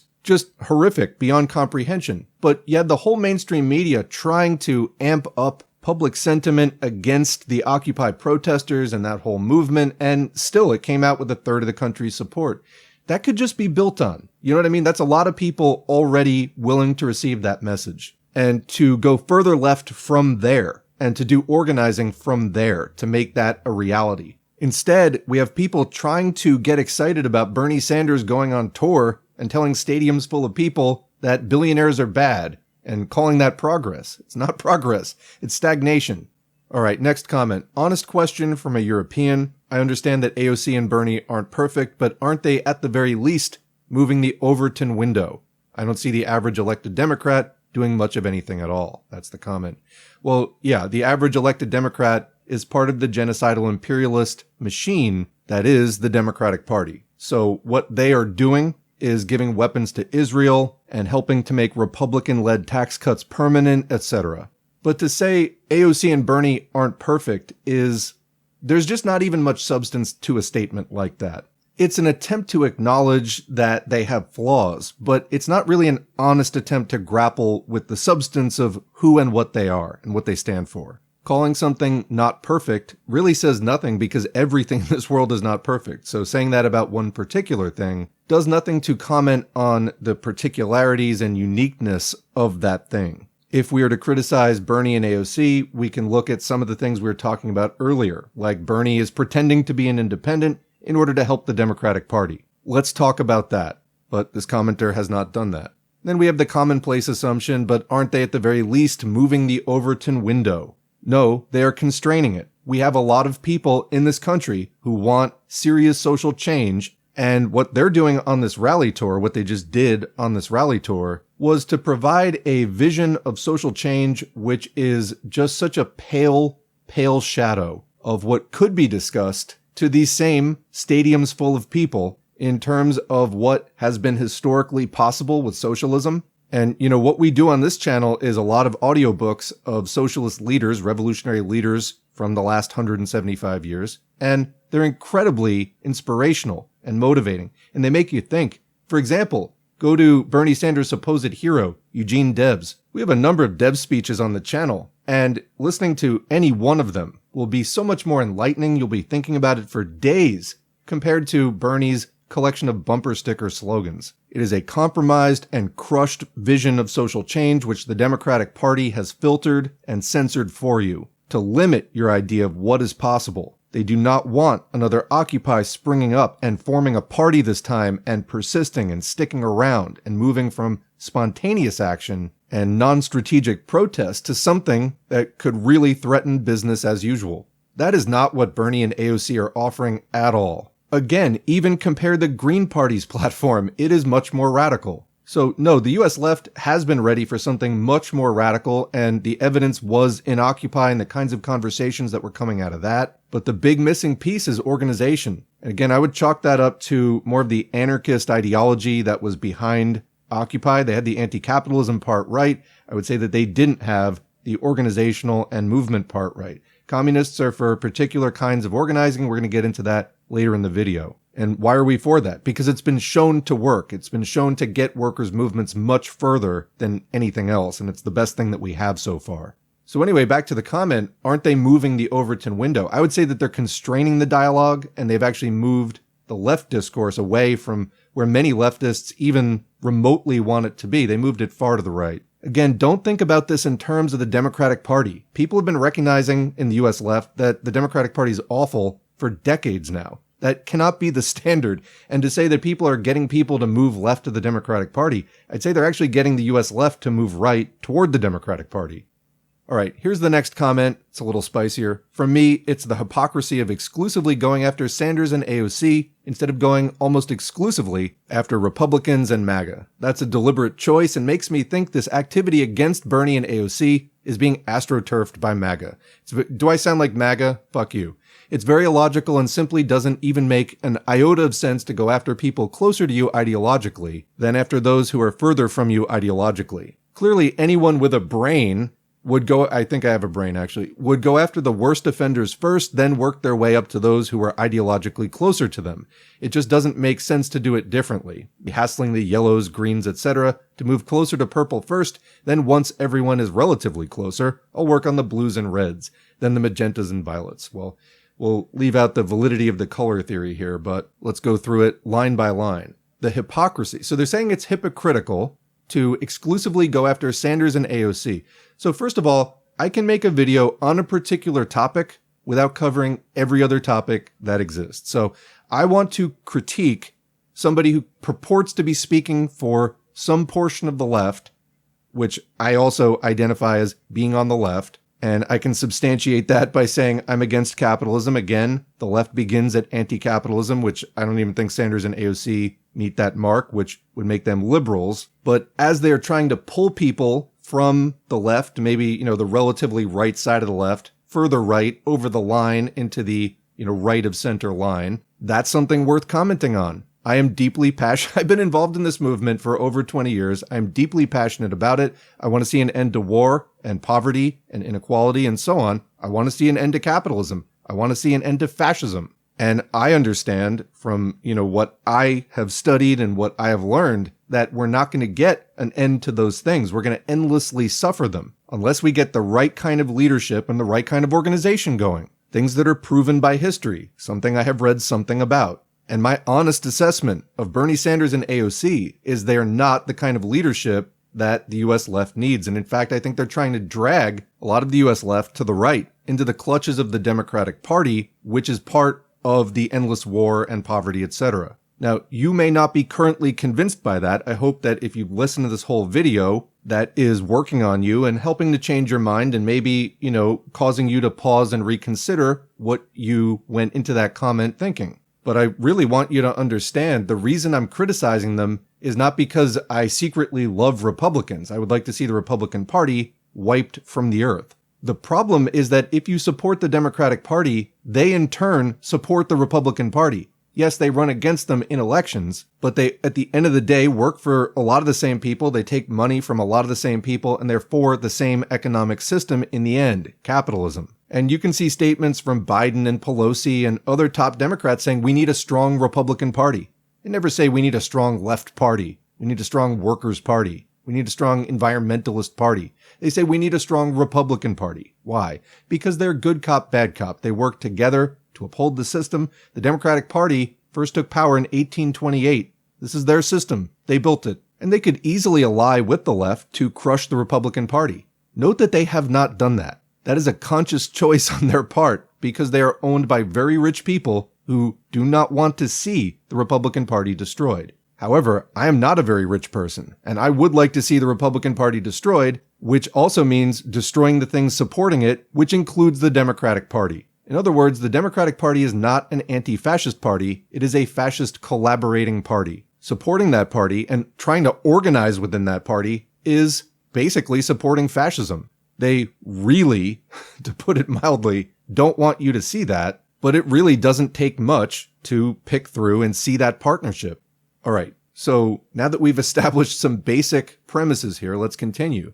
That's a deliberate choice to critique Sanders and AOC. Yeah, because that's the topic of the video. We are already on the same page, I would hope. I've been on the page that the Republican Party should cease to exist since I first really became aware of it and what it stands for about 25 years ago. Yeah, that is set. Like, we don't need to talk endlessly about that at this point. What we do need to talk about is the way out and whatever that entails. And if we need to critique people who are claiming to represent the, quote, left, then, yeah, we need to do that. Anyway, it makes me think this activity against Bernie and AOC is being astroturfed by MAGA. Well, it's because you haven't really thought this through very deeply. It's a very shallow interpretation. Or even if you still don't agree with it, you haven't considered that there could be a not pro-MAGA interpretation, but, what I just explained. You seem to have failed to anticipate that, to understand that that could be a position that somebody could have to come to the kinds of conclusions and to do the kinds of activities that I've been doing in these videos. It's very illogical, the commenter continues, and simply doesn't even make an iota of sense. And like I said before, maybe it didn't to you. I hope it makes more sense to you now. To go after people closer to you ideologically than after those who are further from you ideologically. And then they go through this whole thing of, what makes sense to them is going after the worst offenders first and then, going to people who are closer to you ideologically. But again, you're not really understanding the system as a system. The system was set up to deceive you, and it seems to be working because I don't see you pushing through that confusion. I see you getting mired in surface appearances and not going any further. So you typed up this whole comment without really trying to say, well, why might a person do this in a good faith attempt to advance the politics of the working class rather than just assuming it's some kind of bad faith conspiracy against your precious Democrats? Well, no, there's a bigger picture here that perhaps you are not grasping. And, I've made this whole video to try to make the thought process here more accessible because I really do want the commenter who wrote this and every other person to be able to understand this. And even if you still don't agree, I'd at least like you to understand the position, which from the comment you clearly don't. You don't understand the position. I would like you to understand it, and then we could at least have a discussion about whether it's correct or not. All right, let's go on to the next comment. This one is from a patron, so more of a communist-leaning person. Been thinking about this for a week now, but if AOC, Bernie, Kyle Kalinske of another YouTube channel, Secular Talk, who we did a video reply to recently, and other social democrats are as pro-labor as they say and, quote, want to build working class power, why not tell their followers to join the IWW? And commenting, the IWW, or Industrial Workers of the World, is an independent, radical, anti-capitalist labor union. It's currently very influenced by anarchist ideology, but was founded in 1905 by Eugene Debs, who we were talking about before, and other U.S. American socialist leaders to be one big union of all the workers, which would combine workers from every industry into an industrially organized rather than trade organized union as part of efforts to bring down capitalism. It currently has been a long time since the IWW's heyday, but it is still around and organizing, particularly smaller shops which are too small to interest the larger business unions who make their money off of union dues. It's also a mass membership organization, so whether or not your workplace is organized, you can join it, making it very accessible, and you can take their trainings on how to organize your workplace and so on. Continuing, I just joined this week, and yes, I know it's a shadow of its former self, but it's still a union that anyone can join with already existing mutual aid infrastructure across the country. Building a union from scratch is extremely difficult and disappointing a lot of the time. Speaking from experience, I can't even get my coworkers to be interested in the idea before we get to the union busting. At the very least, I can say that I'm counted amongst the unionized, which grows their power and leverage if nothing else, and we can build something from there. And I can't think of any excuse the SOCDEM types would have to say that such a strategy would be a net negative for the labor movement. Literally, what do we have to lose? Would love to hear your thoughts on this, thanks. Yeah, so first of all, I have posted a number of IWW labor union organizing manuals on how to organize your workplace here on the channel, so that is definitely something that I'm very supportive of people learning how to do and to get organized to do. But let me just say something about Kyle Kulinski of Secular Talk in general. Secular Talk has 1.7 million followers on YouTube. And even after YouTube's so-called adpocalypse, where they made many more types of videos which are politically controversial, ineligible for monetization, when you're putting out lots of videos a week, that's still a lot of money. Add to this the fact that on Patreon, Secular Talk has over 4,300 paid members. And what we're talking about is a very lucrative political punditry business. And when you have something like that, odds are you don't want to jeopardize it. So where do you think Kyle is going to make more money? Plugging Bernie Sanders, very, palatable, way less controversial, or starting to delve into anarcho-syndicalism? Now, I agree with your challenge. If you're really for the politics, why don't you at least endorse this? It could be huge. And yeah, maybe that should be something that Kyle Kulinski should be pushing. I don't know how the IWW feels about that, and I don't want to speak for them. But yeah, that could get a lot of people. Now, again, there's the quality versus quantity factor, but you could easily see tens of thousands of people joining that organization or at least inquiring about it as a result of an endorsement like that, particularly as, an ongoing weekly thing. As for Bernie and AOC, I think you know why they're way to the right of the IWW. And really, they don't want that independent worker power that something like the IWW does represent. What they are there to do is to push the Democratic Party and its satellites, such as the unions which are in its orbit. And really, they're only there for quote-unquote independence as a way to deceive more people into backhandedly supporting the Democratic Party. But yeah, I think that is a decent challenge and, one that is likely futile other than, just as a rhetorical point to show that this is not things that they're probably going to do. You could maybe get that out of Secular Talk. I don't know. That guy's actual politics, I'm not sure I follow really what he truly believes, but he's got a huge business and the same kind of goes for the Democratic Party in general.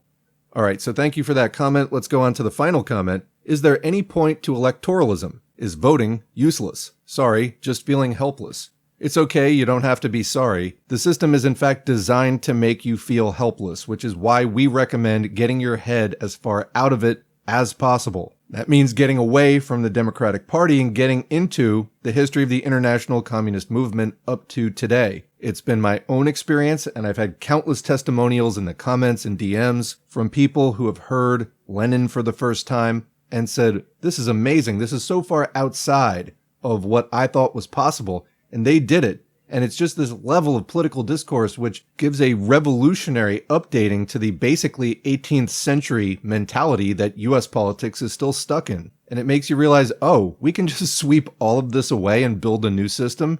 Yes, people have been talking about it for a long time, and some actually have done it. Now, there have been setbacks, and we're currently living through a period of reaction and counter-revolution, which, counterattack is always to be expected from world imperialism, but there were also serious missteps within the communist movement, which have been studied and analyzed, and we can learn from those. But yeah, the helplessness is definitely part of the system. That is a feature. It's designed to make you feel that way. And a great antidote to that despair is the revolutionary optimism which shines through so many of the pieces that we do here as audiobooks. And it's so worth getting into that. And again, if you don't know where to start, go to the home tab at youtube.com/socialism for all. Just scroll down a little bit to the recommended reading lists, and there'll be a bunch there. And we even do some comments and discussion in historical context to help you understand them. So you're not just, trying to understand very difficult texts all on your own. But anyway, to answer the main question, is there any point to electoralism? Is voting useless? So we actually, just a few months ago, did a video titled, Do Communists Vote? I'll put a link to that in the video description. So basically, to summarize really quickly, the Marxist position on voting in bourgeois elections is socialists should make our own political parties. We should not tail or, follow or imitate the capitalist political parties. That definitely includes the Democratic Party. Instead, we should separate out from them, again, into our own party. And a political party, said Lenin, is the concentrated essence of a class. So class struggle is what Marxists hold is the engine of history. And it could be said that a class does not even really become a class properly in a self-conscious and really organized way until it has created a class to represent itself. So considering that the whole subject of this video has been the lack of a U.S. working class party, and the very next thing that we're going to talk about is what do we do about that? Well, I think that goes a long way toward explaining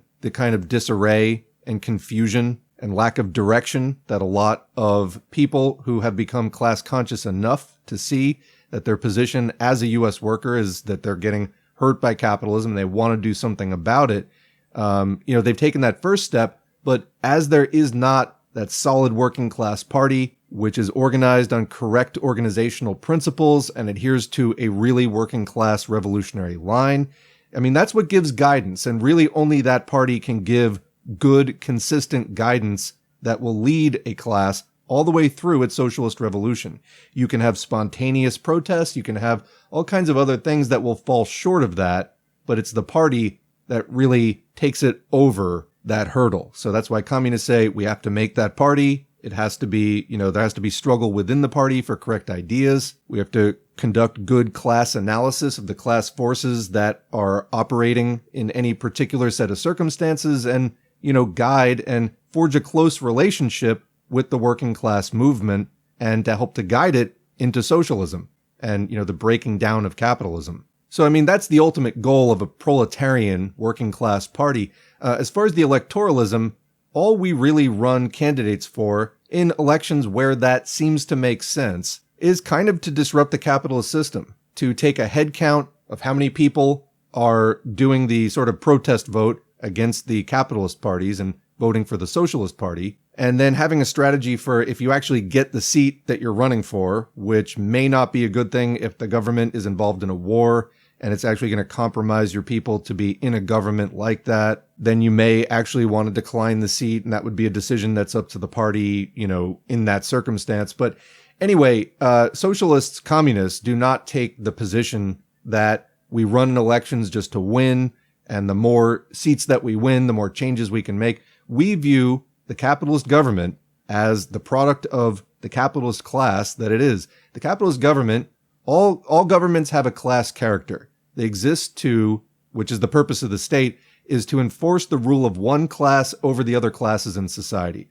So in feudalism, you had the feudal nobility class that was their government, that was their social order, and everything was set up to enforce the norms and laws. All the institutions of that society reinforced feudalism and the basic rule of the feudal ruling class. When the capitalists gained the upper hand over the old feudal ruling class, they tore down their institutions and set up new ones. And when the proletariat, or propertyless working class, which is the only historically significant class in capitalism other than the capitalists themselves, take over, we will set up a new system, new institutions, whose purpose is to build and maintain and expand socialism. And so that temporary proletarian-led state exists to enforce laws to make capitalism illegal and to oppress the capitalist class and to prevent the reemergence of capitalism in counter-revolution. That's not always successful. Sometimes the struggle is lost within the country. Sometimes it's lost to external imperialist invasion. But anyway, I think you get the point, which is that the way that we look at electoralism and the capitalist state in general and capitalist elections is quite different from how a social democrat elect more Democrats, elect better Democrats, and, in greater quantities, that's going to fix things. We don't think like that at all. Again, we may sometimes use government seats to agitate against the capitalist system or to advance demands which capitalism we know cannot fulfill, thereby encouraging workers that if you want this thing, we have to push over the edge of the limits of the capitalist system. So anyway, this is a huge topic, and I did a whole video about it, so I'd recommend that. And like I said, I will link to it. But again, the short answer is electoralism useless? I mean, it depends what use you're trying to get out of it. We recognize very limited uses of it. Now, by contrast, social democrats, and this isn't just the Democratic Party, but it could be even other reformist parties, might think that you can just win a majority in the capitalist government and from there start tearing down capitalism and building socialism. Doesn't really work that way. Chile's Allende is a good example, and we have an audiobook on the channel which is titled The Tragic Events in Chile by Enver Hoxha, Hoxha, which I highly recommend for understanding this topic. And it is really important to understand, and you have to recognize that if you were raised in the US or a similar country, odds are you were never explained what is the revolutionary communist perspective on capitalist elections. And, like I said, it's kind of a big topic. So you got to go in understanding you got to devote some brain power to this. It takes some effort because it's a really different perspective, but ultimately we think a liberating one. And it's on that note that we turn now to conclude this video with a discussion of the Workers' Party that we do need. And actually, we're going to start that off with another comment. The commenter asked, why the Green Party? Why not a new Communist Vanguard Party? And this is in reference to the fact that I said that the logical thing for Bernie Sanders to have done in 2016, considering that he basically took the Green Party platform, watered it down 10 or 20%, and got huge support for it, would have been to join the Green Party. And that, in my opinion, would have been a huge step forward for the US left in terms of getting more organized and going beyond random protests like Occupy. Occupy kind of struggled to turn into a sustained movement with organizations, and it didn't quite make it. But again, that to me was this huge opportunity to do that, and not knowing everything about Bernie Sanders, I thought he might do that, and it was just criminal. And like I said, everybody I knew at that time basically agreed that he had just blown this once or twice a century opportunity to do, something like that, to have this major new development for the US left. But I think as we've established in this video, that's not what Bernie set out to do. He set out to do the opposite, and he's still at it. So as far as the Green Party, it seemed to me like that was the obvious choice. It was the fourth largest political party in the country, still is. It was very close to Bernie's positions. What it really needed was that kind of legitimization where a lot of people would enter the party all at once, because a lot of people just sit around with this circular logic like the party can't win, so I'm not going to join it. But there's millions of people thinking that, and if they just joined it and got involved and built it up, people talk about, taking over the party. No. It already exists to represent that platform. It already has that platform. You don't have to take it over. You just have to build it up. But again, it would be a lot easier to have a lot of people starting on that at once, because organizations like that tend to have a lot of turnover. So people will enter. They aren't able to make a lot of progress because there's not a lot of other people to work with them.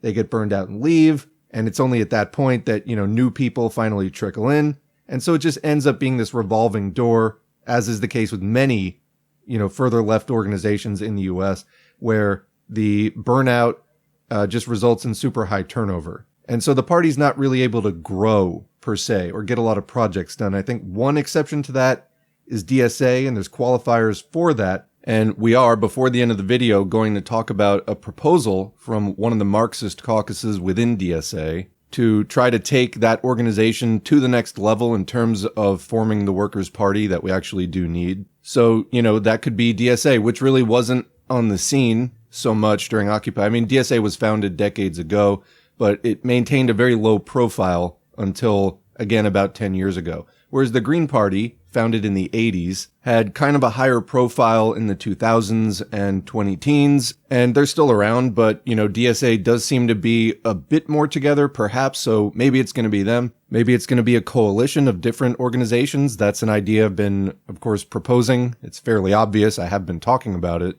helping to try to circulate the idea using hashtags like Left Coalition and Left Congress for years. And of course, I'm not doing anything to hold back the existing parties, none of which I control, from forming that kind of coalition. So if they want to do that, go ahead. We actually saw in the last election some coordination between PSL, the Party for Socialism and Liberation, and the Green Party and the Cornel West Independent Campaign. So, if that's something that those parties want to ramp up, it could be a help. Maybe they don't want to. Maybe there's some specific reason for that. Maybe it's just ego. I don't know. I'm not involved at that level. And who knows, maybe it would somehow be disastrous for the left. I don't know. So, it hasn't happened. Maybe it's for the best. Maybe it isn't. But in any case, if that's something that interests you and you're involved in those organizations, bring it up, have a discussion. Anyway, as to the question of why not a new communist vanguard party, there's kind of a segue here, which is why the Green Party. So I think I've explained that. And there is some context which is particular to this channel, this YouTube channel, Socialism for All, that you're listening to.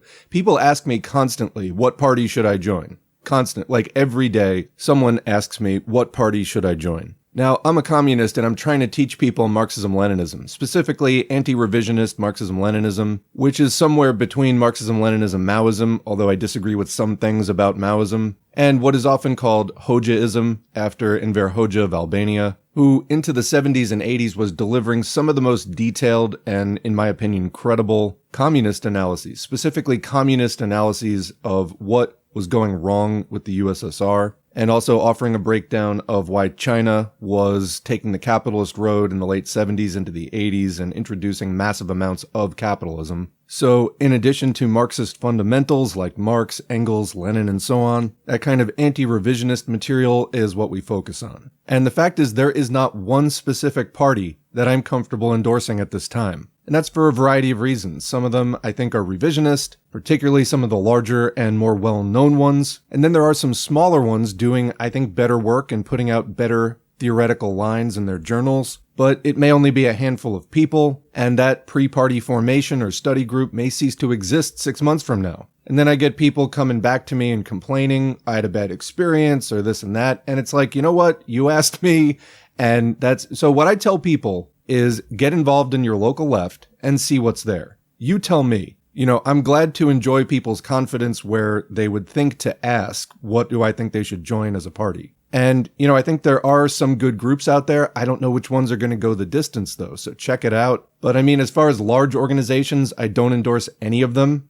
You don't need me to give you a list. There's CPUSA, FRSO, PSL. There's the new Trotskyist thing, the RCA, which is a rebranding of the IMT after they had a sexual assault scandal. That's my understanding of what's going on with them. So yeah, I'm not trying to send random listeners, let alone kids in the audience, where they're going to have some terrible experience and not even be taught good communism. They're going to be taught Dungus Three Worlds Theory in PSL or FRSO. Or they can join CPUSA and get that and be told to vote for the Democratic Party. I am not interested in building up those lines of communism, those kinds of 20th century revisionism, which have to be torn down. What I'm interested in is doing this kind of public-facing communist education on a long-term basis. I would like more people to have read The State and Revolution, and as many other things as I can get them to read. And, of course, help them to read and to understand. That takes a lot of work, a lot of effort. I'm checking in on the channel almost every day of the week. And what I really don't need to do is, at this point particularly, where so many of the parties, in my opinion, are quite lackluster in one way or another,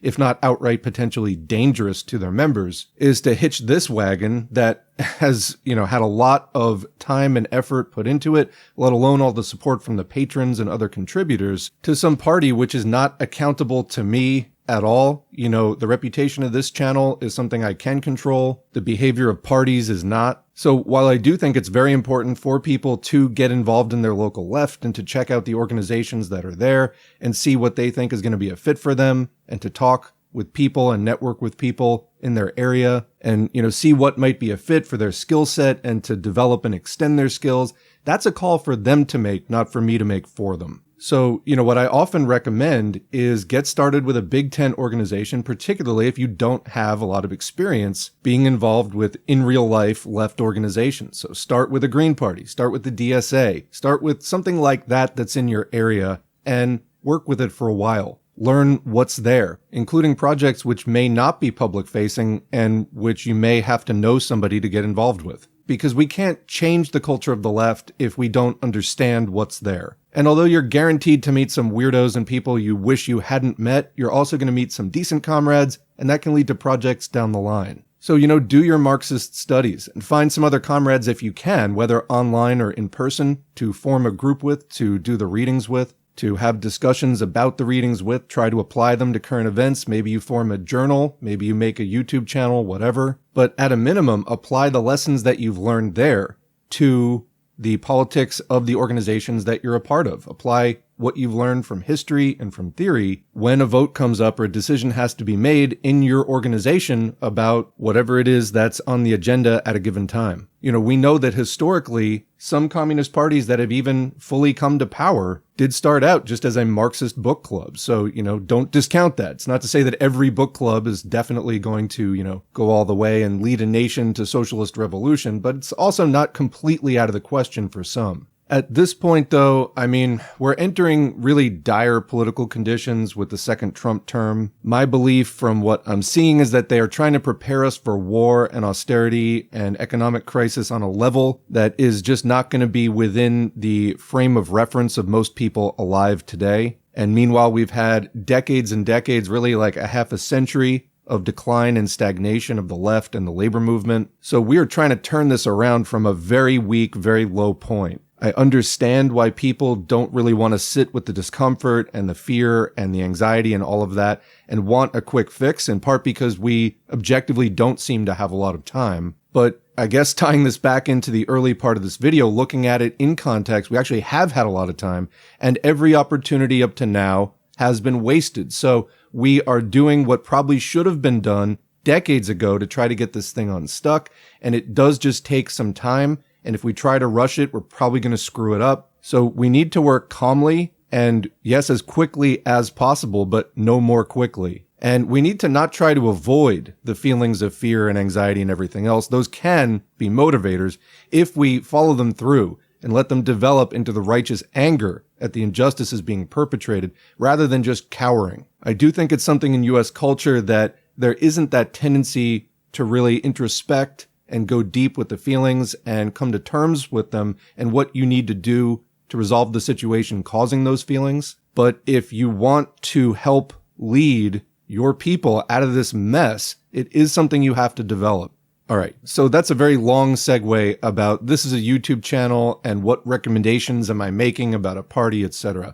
Hopefully you understand where the Green Party thing came from in 2016 and all of that, and why the hesitation to recommend a particular new communist Vanguard party or to form one. And let me say, first of all, this is a YouTube channel. Again, I really like to emphasize that, and not a political party. But as an educational and maybe motivational resource, I think that we are helping to influence thousands of people to go into their local left and, again, raise the bar. And time will tell what comes out of that, because I do think that we need something more than just a mass left party, obviously.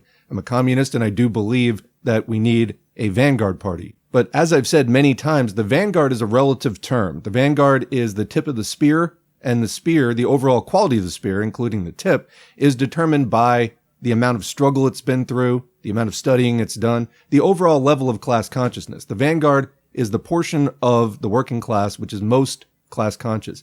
If the overall level is very low, you're probably going to have a bad Vanguard. And if you haven't been through lots of struggle, you may not see the connection between your situation and different other historical situations, and so applying the wisdom of history might be a challenge. I think that once we see the overall level of activity rising, there's probably better chances of generating a better Vanguard out of that. Although I think we're in that process now. I could be wrong, but I think that we're seeing some of these holdover things from the 20th century that contain a lot of the revisionism that brought down the USSR and that led China down the capitalist road, coming under new levels of scrutiny from a new generation of communists, and not just age generation, but, people becoming communists now in the internet age when people have access to lots of anti-revisionist materials, and you can just go back and read Lenin and compare what was being done in the very successful heyday of various movements versus the positions that are being held now. I do think more of that's being questioned, so that older stuff I think is on the way down while some newer things are rising, but really neither one yet has much command in the actual workers' movement. So there is, I think, a good opportunity, a good shot for an anti-revisionist resurgence right now. But also don't underestimate, don't get complacent with that, because the Chinese revisionism, socialism with Chinese characteristics and the three worlds theory and all the stuff associated with that, first of all, has a lot of resources behind it. And second, also, there is, I think, a process that a lot of people go through when they start questioning U.S. hegemony and start really looking more critically at their country and what it says is bad. There's the China bad narrative. So you start with China bad, and it's a really propagandistic view of, what you should hate about China. People start to question that, and then I think a lot of times lacking a basis to do further analysis themselves, flip into an equally uncritical and propagandistic level, very shallow level of understanding of China good. But we do need to develop more of an independent socialist analysis of that rather than just flipping between I will believe what the US tells me to believe or I will believe the opposite. And that's not to paint all support of China, which comes in a wide variety of levels of quality, I guess, and of critical support versus uncritical support. But I do think that one of the things which shouldn't be underestimated in terms of helping to keep what I think is revisionism there afloat is that sort of entry stage communist China good thing. I think that I've seen that already among a lot of people I've interacted with. And admittedly, China is confusing as a social imperialist power, as a sort of advanced social democracy, which at one point, at least according to many people, was on the socialist road. Some dispute that, and at least nominally still is led by a communist party. That's a fact, although the actual composition and practices of that party definitely would tend to veer into what any Marxist-Leninist historically would recognize as clear-cut revisionism and should recognize it as that today. So, is it a revisionist-led country, social imperialist, advanced social democracy, outright liberal state? A lot of people really don't want to go that far yet into that analysis. And it's just kind of like, well, it's not the US and it looks like the future. And it looks like even if the US collapses, China will keep some kind of advanced civilization going. I think that that's probably accurate. Although if our interest is class struggle and an end to capitalism, which cannot go on forever, China's probably going to get hit harder in the next economic collapse. In 2008, they didn't have as much debt. So there may be kind of a reckoning this time around. Anyway, without getting bogged down in the weeds, as I can already, when you run a YouTube channel, you're always trying to anticipate the comments. Anyway, the point is don't underestimate that, because I think that there's a lot of factors keeping that afloat. But anyway, I think that we are in this kind of twilight of 20th century communism, which did deteriorate into revisionism, and something new which is not yet born, but which absolutely must be born. So this is not a simple situation. It's not just go join this party, everything will be fine. We just need X number of people, then the revolution happens, etc. It's a very complicated situation, in my estimation. That said, do get involved. But let's continue this by going on to the second part of the comment. They say, I am a Greek communist and I found you listening to your audiobooks. My answer is going to be a boring one.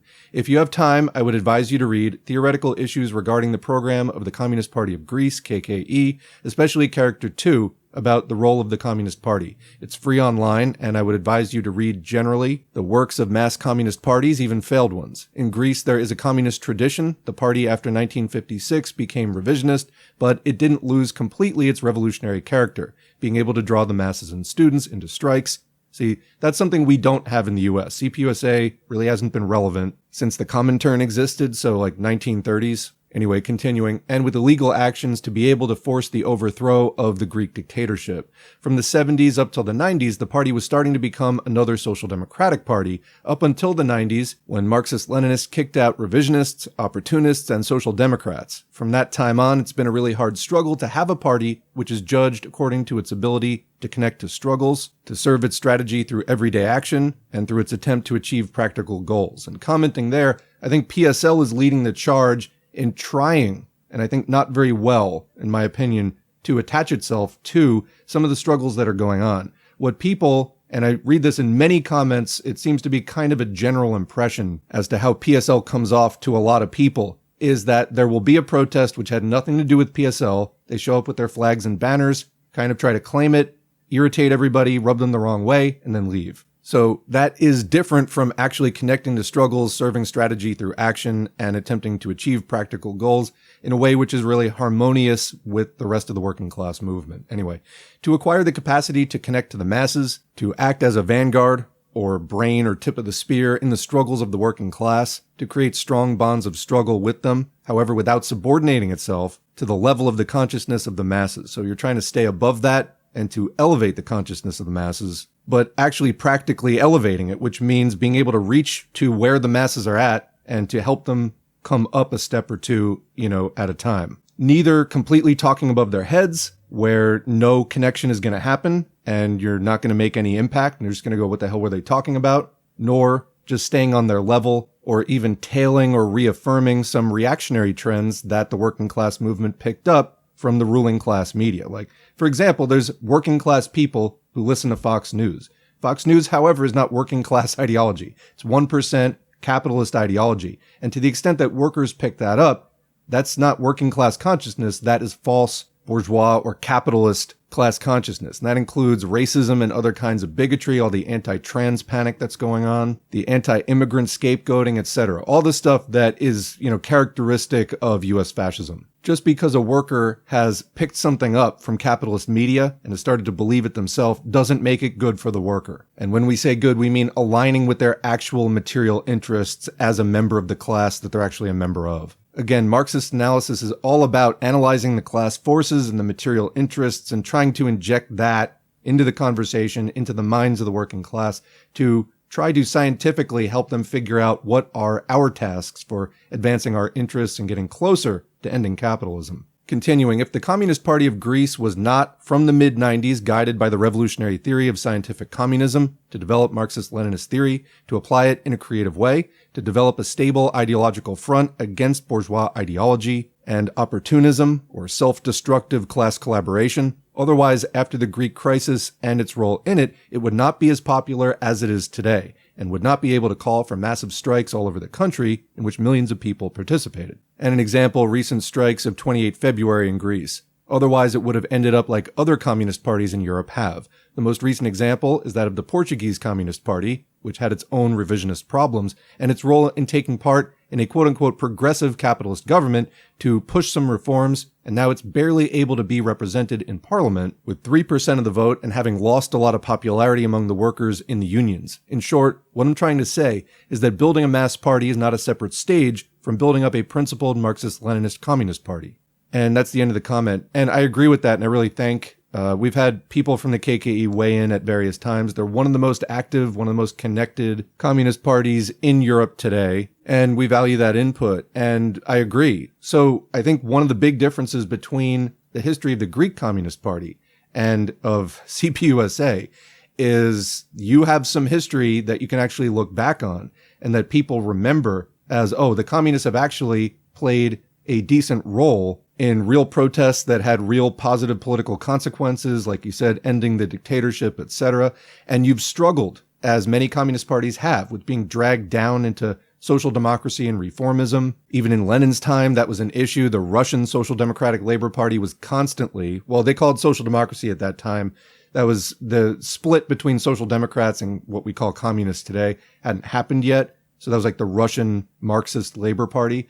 That was a constant issue. Lenin and the Bolsheviks were always fighting against the reformism that was threatening to split the party or to liquidate the illegal wing of struggle. And, that's the thing that many parties fight against. And it seems like comparatively few win compared to the ones that actually lose that struggle and the Communist Party gets diluted down into something more compatible with capitalism. The Maoist and Hoxhaist criticisms of actually the USSR, the Communist Party of the Soviet Union, even under Khrushchev in the 50s, was that they were going that route and that they were becoming compatible with European social democracy, to give you some idea of how far that spread and how really nobody's immune to it. No group of communists is immune to having that crop up. because even at its peak, 20th century socialism only covered about a third of the world. So the capitalist influence was still very strong. And that's what creates that kind of revisionist social democratic ideology. It's that pull of capitalism. And obviously Greece is not, the home base of global capitalism like the US is. We're inundated with more capitalist propaganda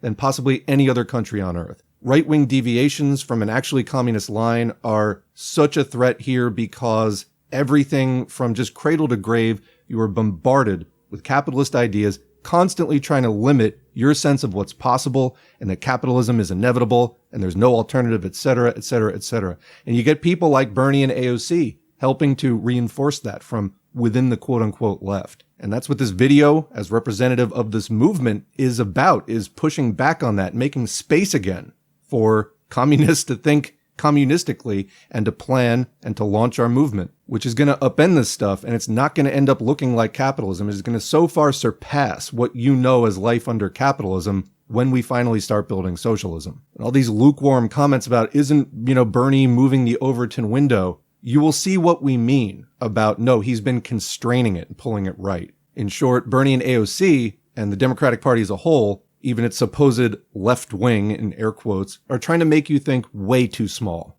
So, as far as the commenter's point about the growth of a mass party being done under the guidance and leadership of a communist vanguard, I do agree. What has disconcerted me about the U.S. situation in particular, and I had a patron who doesn't live in the U.S. get really mad at me over this, is I barely see a sustained level, as I mentioned before, of even spontaneous protest.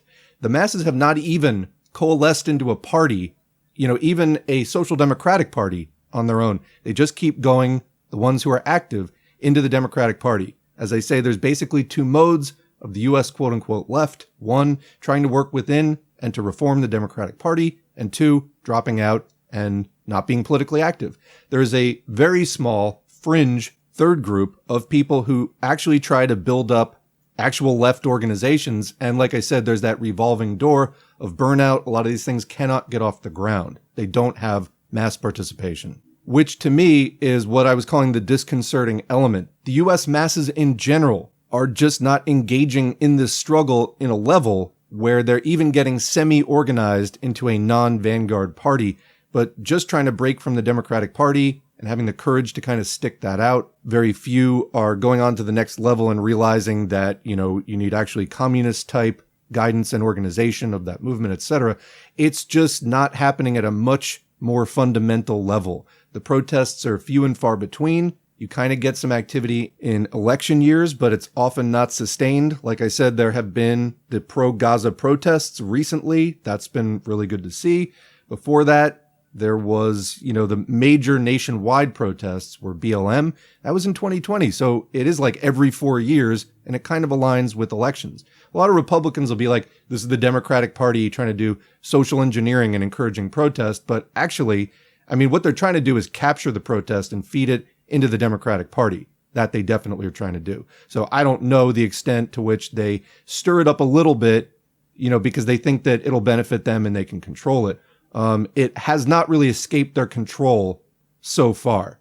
That to me is the thing, is like the Democratic and Republican parties have so much gravity to them that it seems like nothing really escapes their orbit, so to speak. And, to continue that metaphor, we're trying to build a rocket, with enough fuel and enough people on it, rowing, if you can row in space, to get out of it. I think that a mass exodus is really required for that. It hasn't happened. So we're still at a point where you can do, it's why I've been telling people, join the mass organizations, which are probably in pretty much every state, city, county to some extent, whether it's DSA, whether it's the Greens, whatever, get involved with it. Study Marxism on the side. If you can't bring that directly into your organization, at least study it, on the side, as it were, for now, and then build it up and meet other people as you will. I think interest in this is increasing as people really realize that the Democratic Party is not going to solve any of this. They're in fact perpetuating the problem, and we have to be here for them to help advance that discussion, as we're trying to do with this particular video and this series of videos is for people ready to hear this. We want to help you move further left. And not just in your head. This isn't just about winning some abstract debate. It's about getting you reoriented to what do you do, how do you organize in your community, and so on. I do believe that we're going to get the formation of the Vanguard, and we're going to get the formation of kind of a mass party for people who aren't ready to commit to the communist level of discipline. But I don't see, and this isn't something that, I said the wrong thing on a YouTube channel, so it didn't happen. This has been going on for decades where it just hasn't been coalescing. And what I am trying to do by saying the right words on the YouTube channel is, help that to get unstuck, help it to coalesce, try to understand and to promote a discussion that leads to an understanding of what is going on there. What's missing? What do we have to do? What are the tasks? So this is a YouTube channel currently that has 1,000 videos on it. Half of them are audiobooks where you can learn from people who actually did the thing, what they did. And the other half is discussion about what are we doing now. And on that note, the 2025 DSA National Convention is coming up in just a few months, August 8 through 10, 2025 in Chicago. And we already in a recent live stream, I think it was number 126, covered some statements from a Marxist-Leninist caucus within DSA called the Red Star Caucus. Go back and check that out if you want to hear more about them. And I also recently got the following message from another patron about this. It says, DSA caucuses are collecting signatures to have their resolutions voted on by our national convention that is coming up. The Marxist Unity Group, or MUG, has put forward several resolutions outlining their political program and successfully collected all the signatures they require. The main resolution outlining their political program that will appear at the National Convention is Resolution R12, titled Workers Demand the World, a revolutionary program for DSA, outlining DSA's ultimate goal to achieve a communist society. Another resolution is Resolution R7, Principles for Party Building, laying out their principles for turning DSA into an independent mass socialist party. So the first one, Workers Demand the World, a revolutionary program for DSA, is a bit long. It's like 6 pages as a PDF, so I will link to that in the video description. But what I'd like to read right now is the Principles for Party Building resolution. And again, this is going to be coming up for consideration at the National Convention in about 3 months, and it goes like this. Whereas the 2023 DSA Convention resolved that, quote, DSA and its local chapters remain committed to the project of building a working class party, a mass democratic political organization capable of winning and wielding state power with a strategy for social transformation, unquote, and whereas multiple conceptions of a working class political party exist in history and the global working class movement, and whereas DSA in some senses already performs the functions of a working class party, only lacking its own state-recognized ballot line, and whereas the undemocratic U.S. bourgeois political system intentionally places roadblocks in the way of a democratic membership organization controlling its own ballot line, and whereas DSA is not just any working class organization, but specifically a socialist organization which fights for the universal and long-term interests of the working class for political democracy, general social transformation, and a collectively owned and democratically planned economy, therefore be it resolved, DSA commits to the goal of becoming an independent mass socialist party with the following principles. 1. The fundamental purpose of a socialist party is to be a mass association of the working class formed for collective political action. The party will be united around a democratically created program that outlines goals that, enacted together, will allow the working class to rule and end capitalism. 2. The foundation of party democracy is freedom of information, association, and discussion. Members must be able to critique the party's program and organize to change it as long as they are willing to accept fighting for it as the democratically determined expression of DSA's goals.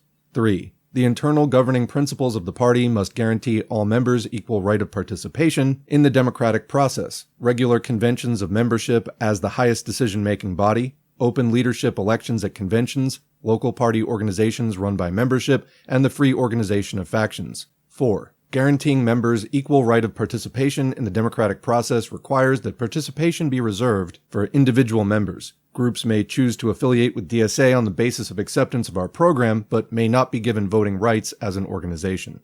5. Because of an undemocratic and uneven electoral system designed to maintain capitalist rule, DSA fights on unfavorable terrain and is pulled between the necessity of independent political action and using the ballot line of the Democratic Party. DSA's approach is the party surrogate, acting as a party but without a dedicated ballot line. 6. While DSA must move away from use of the Democratic Party ballot line and primaries, a ballot line is not the primary goal or indication of political independence. What matters most is bringing our independent organization and program to races whether on a Democratic, independent, or third-party ballot line. 7. When considering whether to create a ballot line of our own, losing control of our candidates to an open state-run process is a non-negotiable red line. Our ability to take independent political action is essential to preserve above all other considerations. 8. DSA orients itself in opposition to all ruling class political forces. DSA's project is to unite workers to win the battle for democracy and bring about socialism, not to seek a governing coalition with a perceived lesser evil under the current undemocratic political system. 9. A socialist party in the United States must be a part of the global political movement of the working class. It is guided by the international interests of the class, not narrow national interests. 10. The socialist movement is strengthened by putting forward common perspectives and engaging in common action internationally. DSA will continue to build ties with socialist parties around the world with the goal of forming a new international. And that's the end of that resolution. So again, that comes out of the Marxist Unity Group, or MUG Caucus, within DSA. I have actually started reading one of the recommended reading lists of the Marxist Unity Group on the channel, and I will be doing more readings from it in the coming months. So look for those. I think that my main sticking point with this resolution is point 6, which is having DSA move between the Democratic, Independent, or third-party ballot line. I think that you actually have to make a decision there. Are you still fighting the Democratic Party if you are using their ballot line? I think is an obvious question. Otherwise, I think that there are things in here that I agree with along the lines of recognizing ruling class forces and that you have to orient yourself in opposition to that. But if you're using their ballot line, are you in opposition with them? What does that mean? Furthermore, if using their ballot line does compromise you in some way, as I would argue that it does, which to me is obvious, you have to weigh the effects of being compromised in that way against what you stand to gain by entering into that race. Overall, I'm still hearing a lot of emphasis on electoralism, even if unintentional. That may be an unconscious bias of people who are very involved in DSA. Now, I have been a DSA member and I've contributed in a support capacity to some campaigns that were going on in my area, which I think overall were valuable. However, the reason why I continue to focus on doing this channel rather than that work is, again, number one, I think I'm reaching a lot more people this way. And again, my focus is on raising the bar because I think it has a long way to go if we are to win the long-term battle and not fall back into bourgeois electoralism and reformism. And so I see this resolution as probably a good step forward for DSA. But it seems to me to just have an air of being kind of on the fence still between a potentially dangerous collaboration with the Democratic Party and actual full independence and turning the guns against the Democratic Party metaphorically. Again, I don't know if that's, again, the result of some kind of unconscious bias or if there's some calculation that this is what we do now and then we do something else later. That's not clear to me from this document. So for me, I'd like to see more clarity on that. Also, the goal of forming a new international and working with other socialist parties. I'd really like clarity on that because anybody who knows anything about the Second Socialist International around the time of World War I is there were a lot of parties that called themselves Marxist and then completely sold out the European working class at a time when revolution was actually possible in a number of those countries. And this, of course, led the victorious Bolsheviks, having won the Russian Revolution and being engaged in a civil war to maintain and solidify that, to found the Third Communist International to replace the opportunist, complete sellout Second Socialist International. So are we just recreating the Second International? That's not clear to me either. Anyhow, I appreciate the patron sending that in, and I share that to highlight the fact that there are these conversations going on within some of the Big Ten organizations right now. So if you're interested in getting involved, that's something that you can do. Again, I'm not here to directly try to place you in one of these organizations. That is something, again, that you need to figure out. But I would like to highlight there is more going on than you may think that there is, especially if you get involved in person, kind of ask around. Don't be weird about it, but, get involved, get to know people. After a while, you're bound to hear of other projects and see what's going on because it's not all on the surface. We're going to leave it there for now. I hope that you found this fairly lengthy 2-hour video helpful and informative. I hope that if you started out from the place of like anybody that is against the Democrats is just funded by MAGA, as one of those comments was saying, that this discussion has helped to broaden your understanding and maybe put some more things in a broader context for you. We can create a better world. We can end capitalism and all of these systemic social problems that flow from it, the fascism, the inequality, poverty, war, etc. But we are waging our struggle against the richest enemy that the history of our planet has ever known. So if you just rush out there and try believing in the very first thing that crosses your path, chances are you're falling into a trap. Again, be on the lookout. Democratic Party trying to co-opt everything there is. We need an independent workers' party that can wage the struggle for socialism. Thanks again, and we'll see you in the next video.